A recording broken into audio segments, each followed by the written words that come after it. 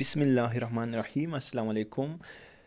پښتو ګیک چینل کې زه تاسو ته هرکلی وایم. محترمو، په دنیا کې دینه مزیداره خبره بله نشته چې چاته پټه خزانه میلاو شي او نه دینه د خوشحالۍ بله څه غټه خبره شته.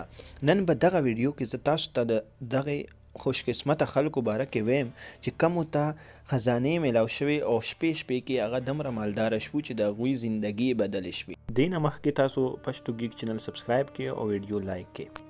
مرګرو سیکرټ سیپ هغه خزانه ده چې کم د ایریزونا په علاقه کې ایډي اور انجل چې کله په خپل کور کې کار کولو نو دوی ته چې کم دی د دوايانو یو بکسه میلاو شو. په هغې بکسه باندې یو سیکرټ کوډ لیکلی او په اول کې هغوی د کوډ ته څه توجه ورنه کړه، خو بعد کې چې مزید دو مخکې کار کولو یو دیوار کې دوی ته یو سیکرټ سیف یو بکسه میلاو شوه. په هغې بکسې باندې چې دوی دغه کوډ اپلای کړو نو هغه کولاو شوه. هغه چې کولاو شوه په هغې کې دوی ته چې کم دغه لکی کپل دی دا کم خوش قسمته جوړه وه، دوی ته $50,000 کیش او 1960 د زمانې یو د شرابو بوتل میلاو شو. ګرو دغه خوش قسمته کپل ته دا خزانه په خپل کور کې میلاو شوې وه. نو راځئ اوس ګورو د دویمه خزانه په باره کې ګورو، هغه د کوینز مطلب سکې. محترمو، یو ځل بیلی کیسل نورترن آیلینډ کې د یو کیسان نه ګوتمروکه شوه. دغه کیسان ورپسې خپل ملګري سره د میټل ډیټیکټر سره بوتلو خو دوی ته دا رینګ میلاو نه شو. د هغې نه پس پول او مایکل ګیلن ته دا کوتمه لټولو په وخت کې 84 د سونې سکې میلاو شوې. دا سکې د 16وې صدۍ والا وي. په دې کې یو سکه داسې وه چې هغه د هنري د ګریټ د زمانې د سونې سکه وه چې کمه ډیره قیمتي وه. دا یو غټه خزانه وه. د دوی قیمت د 1,00,000 پاونډ نه هم زیات دی. پول اور مایکل دغه سکې خرڅ کړې او په خپلو کې یې سره پیسې تقسیم کړې. مرګرو راځي د درېیمې خزانې په باره کې ګورو، هغه د پینټینګ. مرګرو یو پینټینګ د یو زړې ښځې په کچن کې لګېدلی و. نو د هغې نه د هغې ملسي تپوس وکړو چې دا پینټینګ چېرته و. هغې ورته وویل چې دا ما په آن شاپ کې اخیستی و. د هغې نه پس هغه ملسي یې دا پینټینګ اوچت کړو او یو ایکسپرټ یو کلاکار ته یې یوړو. هغه کلاکار ته وویل چې دا پینټینګ د کم دی، دا د چیما بوی جوړ شوی پینټینګ دی. هغه په دنیا کې صرف 10 پینټینګ جوړ کړي دي، په هغې کې یو دا واحد دی چې د کمې پسې کلاکاران ډیر ګرځي او د دغې قیمت چې کم دی دا ډیر زیات دی. او هغه دغه پینټینګ اوچت کړو او دغه پینټینګ چې کم قیمت دی هغه چې تاسو واورئ تاسو به حیران شئ. $30 ملیون کې هغه دغه پینټینګ خرڅ کړو. څلورمه خزانه د شپ مطلب کشتي. ملګرو، میل فیشر نامي یو ټریجر هانټر د خزانو تلاش کوونکی هغه په دغه ورځ باندې د خزانې د تلاش څه اراده نه وه، خو هغه سمندر ته ور ټوپ کړو. هغه چې کوز لاړو هغه د یو شپ چې کم اوزار ولیدو.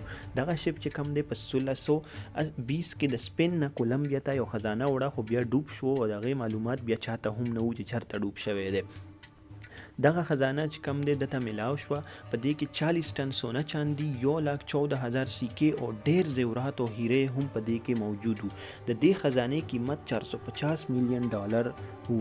دغه خزانې شمار د دنیا په غټو خزانو کې کیږي چې کم میل فیشر نامي شخص موندلی وه. مرګرو په نمبر 5 باندې د اولډ سویټر ده. کم اولډ سویټر چې تاسو ګورئ شاید دا تاسو فری کې هم وانلی. یو کس دغه سویټر په 58 سنټ باندې د یو دوکان نه واخیستو او کور ته یې راوړو. د هغې نه پس هغه په دې باندې د لومباډي نوم یو سټیکر ولیدو. دغه لومباډي چې کم دی 1950 کې د فوټبال یو فیمس کوچ پاتې شوی دی. هغې نه پس هغه د دغه سویټر په باره کې په نیټ باندې سرچ کړو. هغه ته یو تصویر میلاو شو چې کم کې دغه سویټر لومباډي په خپله اچولی و. هغې نه پس هغه خوشحال شو. هغه ایکسپرټ ته دا بنیان دا سویټر یې یوړو. ایکسپرټ ورته وایي چې او دا اوریجنل دی. نو تاسو به حیران شئ چې هغه بیا په میله کې دا په $42,000 باندې خرڅ کړو. شپږمه خزانه چې کومه ده هغه شروډر ټریجر ده. مرګرو 1985 کې پولینډ کې مسترانو یو زیر دوباره رینیو کولو. د هغې دوران کې هغوی ته یو تجوري یو بکسه میلاو شوه. په دغې بکسه کې ډیره سونه، سپین زر او تقریبا څه د 3,000 نه زیات آیټمز موجود وو. په تحقیق سره پته ولګېده چې دا خزانه د 14وي صدۍ ده، د 14مې صدۍ ده. د کومه د کینګ چارلز د فورت چې کوم بادشاه و د هغه نه دا خزانه پاتې شوې وه. د کینګ چارلز د فورت چې کومه وه دغه خزانه خپل یو خزانچي ته ورکړې وه چې دا کیده. هغه خزانچي په هغه دوران کې مړ شو او دغه نه بغیر دا خزانې چاته هم پته نه وه، ځکه دا خزانه چا هم ونه موندله. د خزانې قیمت د $100 ملیون نه هم زیات دی. مرګرو د اومې خزانې په باره کې ګورو، هغه د اولډ بینک. مرګرو اکثر داسې کیږي چې ډیر بینکونه دیوالیه شي او په بینکونو کې چې کم خلکو پیسې ایښي په سیف باکسونو کې هغه زیاتر والي، خو ځینې داسې چې هغه مړه شوي وي او هغوی نه چې کم هغه خپلې پیسې وغیره هغه پاتې شي. مرګرو په 2011 کې جیمی اولیور نامي شخص چې کم یو کوکو یو چیف و، هغه په منچستر انګلند کې یو بینک واخیستو. په هغې باندې هغه د هوټل جوړولو کار سٹارټ کړو. هغه چې کله دا کنسټرکشن کار سٹارټ کړلو هغې کې دته هغه سیف بکسونو شاته یو سیف لوکر ملاو شو. هغه چې کله دا سیف لوکر کولاو کړو هغې کې دته ډیر زیورات، سونا او ډیر کیش چې کم رقم و هغه ورته ملاو شو. دا ټول شیزونه چې ملاو کې د دې قیمت 1 میلیون پاوند جوړ شو. اتم نمبر باندې دی ناول. مرګرو مارک ټوین نامي رائټر چې کم د امریکې د مشهور رائټرانو کې شمار کیږي، هغه ته د ګریټ امریکن ناولسټ هم ویلی شي.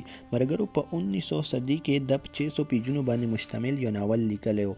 دغه ناول هغه یو لایبرري والا ته استولی و، خو د هغې نه پس د ده انتقال وشو چې د هغې نه پس دغه ناول کم دی هغه روک شو. مرګرو بیا د دې لایبرري صفایي په دوران کې یو کس د دغه ناول ولټولو، هغه ته دا میلاو شو. هغه ته د دغه ناول ډېر غټه ټوفر هم وشو، خو هغه د هغې د خرڅولو نه انکار وکړو او بفلو نامي لایبرري ته هغه په کم قیمت باندې دغه ناول خرڅ کړو په د نیت سره چې دا ډېر کسان ریډ کړي. مرګرو د دغه ناول قیمت چې کم و هغه $15 میلیون و. مرګرو په 9 نمبر باندې راځي انټیک بیډ. مرګرو په 2015 کې په منچستر کې په ریډ لینډ کې یو کور کې مسترانو کار کول او هغوی ته هلته کې یو زوړ بیډ یو کټ میلاو شو. هغوی خو اول دغه کټ دغه بیډ غورځولو، خو هغې نه پس هغوی شن میله کې خرڅ کړو. مرګرو یان کولسن نامي شخص دغه کټ په 2000 پاوند باندې واخیستو. مرګرو هغه ایکسپرټ ته خو دونه پس د پته ولګېده چې دغه کټ دغه بیډ د کینګ هنري د 7 بیډ و چې کوم یې د 1457 نه والا د 1503 پورې په انګلند باندې حکومت کړی و او د دغه بیډ قیمت تقریبا 20 میلیون پاوند و. ویډیوز د لپاره تاسو پښتو ګیک چینل سبسکرایب کړئ او دغه ویډیو لایک کړئ.